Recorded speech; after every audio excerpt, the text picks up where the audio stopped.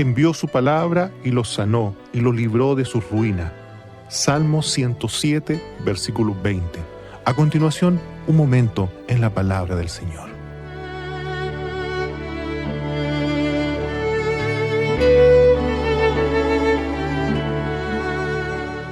Muy buenas tardes, les saludo a cada uno de ustedes en el amor del Señor y como decimos los hijos de Dios, que agradecemos porque Dios es bueno, porque para siempre son sus misericordias.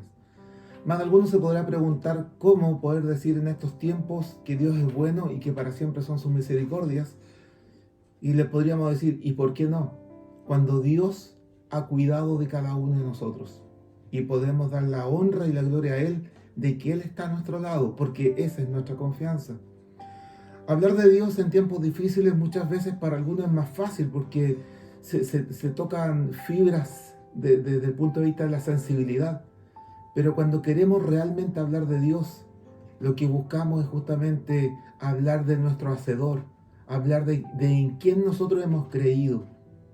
Y por eso es que para muchos, cuando están en tiempos complicados o a veces por costumbre, recurren a algunos objetos, ya sea un amuleto, un talismán, bajo un concepto de la superstición. Y Dios hoy día nos va a hablar en un salmo, que es el Salmo 91, versos 1 y 2. Y justamente este salmo, para muchos, inconscientemente, a veces se toma como un amuleto. Y a veces se cree, insisto, inconscientemente, que el abrir la Biblia y dejarlo en el Salmo 91, ya sea en un velador o en una mesa o en otra parte, pareciera que eso nos va a proteger. Pero no es así. Y vamos a dar lectura a los dos primeros versos en el nombre del Señor. Dice: el que habita al abrigo del Altísimo morará bajo la sombra del Omnipotente. Diré yo a Jehová, esperanza mía y castillo mío, mi Dios en quien confiaré. Comentábamos recién que muchas veces se asume que el abrir la Biblia y dejarla en este salmo, como que con eso podemos dormir tranquilos, o que eso va a cuidar y proteger la casa o a los habitantes de la casa. Pero no es así. A lo mejor no es lo que esperaban escuchar, pero no es así. Porque cuando nosotros abrimos la Biblia y la dejamos así porque creemos que el tenerla abierta nos va a proteger, eso no va a proteger ni al cristiano ni al no cristiano. Porque ¿qué es lo que protege a las personas? Es Dios. ¿Y qué es lo que nos da la confianza en eso? Es nuestra fe en Él. Y por eso es que el primer verso dice: el que habita al abrigo del Altísimo morará bajo la sombra del Omnipotente. ¿Y quién es el Altísimo? Si no es otra persona que Dios mismo. Y Dios tiene tres características fundamentales, que una es omnipresente, omnisciente y omnipotente.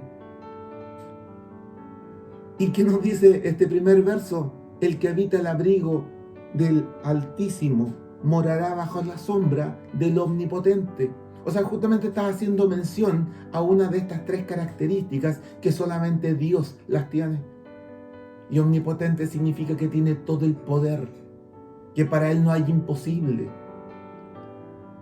Y por eso es que muchas veces recurrimos a este salmo, pero no porque nos va a proteger el salmo o las hojas, sino que porque nosotros creemos que lo que está escrito aquí es real, es verdadero, y nosotros hemos creído en este Altísimo. Y por eso dice: diré yo a Jehová, esperanza mía y castillo mío, mi Dios en quien confiaré. ¿Y qué es confiar? Si no es depositar todo nuestro ser, todo lo que nosotros creemos y esperamos en Él. Y por eso es que esto está basado desde el punto de vista de la fe, donde dice que la fe es la certeza de lo que se espera, la convicción de lo que no se ve. Entonces por eso es que se tacha muchas veces que el cristiano como que también pareciera que estuviese recurriendo desde el punto de vista de la superstición. Pero esto no es supersticioso. Esto no es un amuleto, esto no es un talismán, esto es confianza en Dios. Y por eso es que nosotros siempre invitamos a que prueben a Dios, a que tengan una experiencia real, una experiencia de vida, donde cada uno de nosotros podemos contar y decir lo que Dios ha hecho con nosotros y en nosotros. Muchas veces se dice, incluso no se tiene claridad si este salmo lo escribió Moisés o el rey David. Pero no importa quién haya sido, si vamos, cualquiera de ellos fueron grandes hombres de Dios. Moisés, un hombre que fue utilizado para sacar al pueblo de Dios desde Egipto y cruzar un desierto donde este pueblo, pese a sus rebeldías, vio las maravillas que Dios pudo hacer. Y después entregarles esta tierra prometida. El rey David, también siendo un joven escogido de entre sus hermanos, quizás el que nadie esperaba que era el escogido. Sin embargo, el profeta Samuel dijo, falta uno.